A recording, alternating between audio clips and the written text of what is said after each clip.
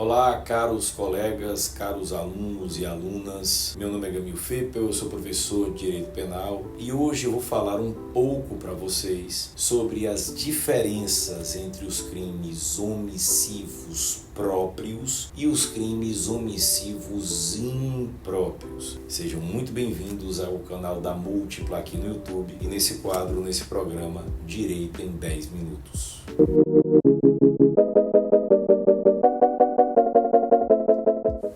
Pedir a vocês que se inscrevam no nosso canal, compartilhem esse conteúdo, comentem esse conteúdo.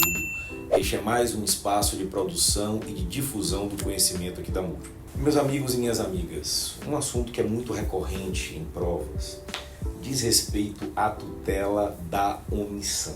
E para que a gente fale, num segundo momento, sobre a figura do garantidor, sobre a posição do garantidor, a chamada omissão penalmente relevante, de que tratam os chamados crimes omissivos impróprios ou impuros, é absolutamente indispensável que a gente faça um paralelo diferenciando a chamada omissão própria da omissão imprópria. Bem, então vamos estabelecer esses parâmetros distintivos. A primeira distinção é que os crimes omissivos próprios ou puros, eles são exclusivamente omissivos. A única forma de praticar um crime omissivo próprio é por omissão. Ou seja, esses crimes omissivos próprios jamais poderão ser praticados por ação. Já os crimes omissivos impróprios ou impuros, eu sempre digo que eles são acidentalmente omissivos. Ou seja, os crimes omissivos impróprios ou impuros podem ser praticados por ação, eles podem ser praticados de forma comissiva, mas eles podem ser eventualmente praticados de forma omissiva. Então, essa é a primeira diferença. Os omissivos próprios são exclusivamente omissivos, ao tempo em que os omissivos impróprios são crimes acidentalmente ou eventualmente omissivos. A segunda diferença é que os crimes omissivos próprios ou puros, eles representam uma hipótese de tipicidade direta ou imediata. Gamil, quando é que a tipicidade é direta ou imediata? A tipicidade é direta ou imediata quando o enquadramento típico é feito direto num crime em espécie. Eu não preciso de 2 artigos para chegar a essa adequação típica. Fala-se que a tipicidade é direta ou imediata quando o enquadramento típico é feito direto num crime em espécie, sem precisar de uma regra da parte geral. Os crimes omissivos próprios ou puros, portanto, são modalidade de tipicidade direta. Exemplo clássico, artigo 135 do Código Penal, que cuida do crime de omissão de socorro. Vamos ver agora que os crimes omissivos impróprios ou impuros, eles, por sua vez, são uma hipótese de tipicidade indireta ou de tipicidade imediata. O que é que isso quer dizer? Tipicidade será indireta ou imediata quando o enquadramento típico depender de um artigo da parte especial de um crime em espécie com uma outra regra da parte geral. No caso da omissão imprópria, o parágrafo lá do artigo 13 do Código Penal, que cuida da omissão penalmente relevante. Vejam, não existe na parte especial matar alguém por omissão. Não existe na parte especial roubar alguém por omissão. Para eu chegar ao enquadramento típico de matar alguém por omissão, eu preciso conjugar o 121 lá com o parágrafo do artigo 13 do Código Penal.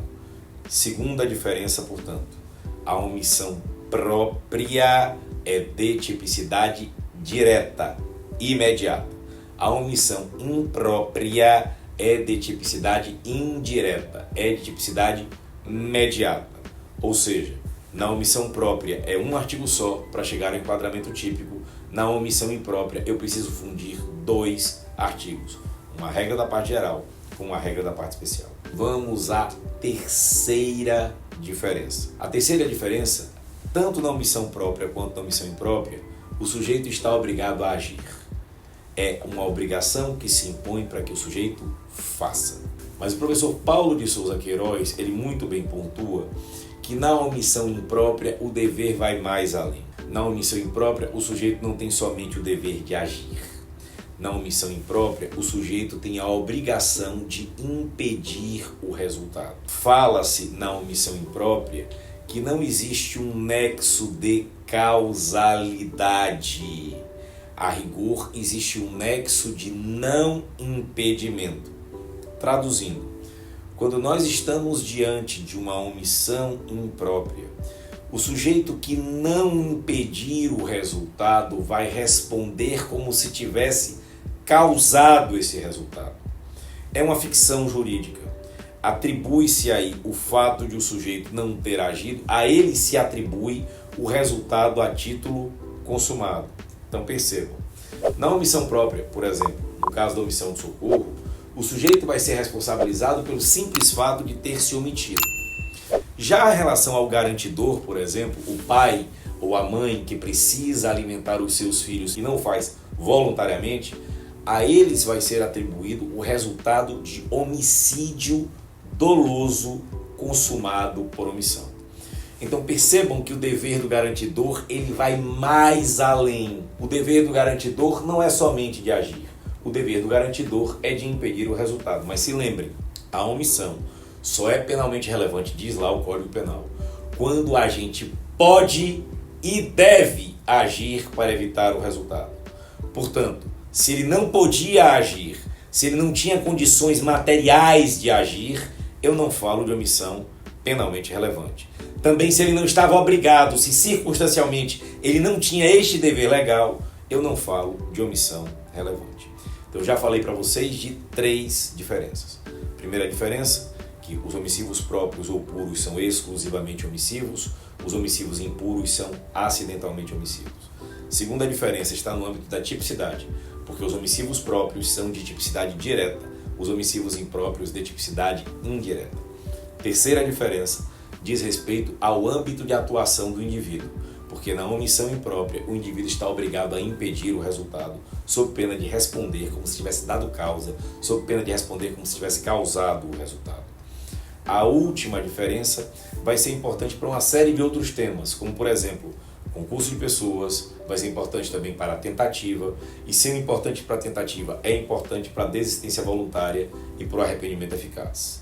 A última diferença é que os crimes omissivos próprios ou puros, eles são unissubsistentes. Se eles são unissubsistentes, e de fato eles são unissubsistentes, a sua execução não pode ser fracionada, a sua execução não pode ser dividida. Em razão disto, por serem unissubsistentes, eles não comportam tentativa, e não comportando tentativa, por via de consequência, não comportam desistência voluntária e nem arrependimento eficaz. Já os crimes omissivos impróprios ou impuros, eles são plurissubsistentes. Sendo plurissubsistentes como de fato eles são, eles admitem o fracionamento da execução. Admitindo o fracionamento da execução, eles admitem tentativa. E já que eles admitem tentativa, eles admitem desistência voluntária e arrependimento eficaz. Essas são as principais dicas de diferenças entre omissão própria e imprópria. Eu espero ter ajudado. Compartilhem o conteúdo, divulguem o conteúdo, sigam o nosso perfil, se inscrevam no nosso canal e comentem.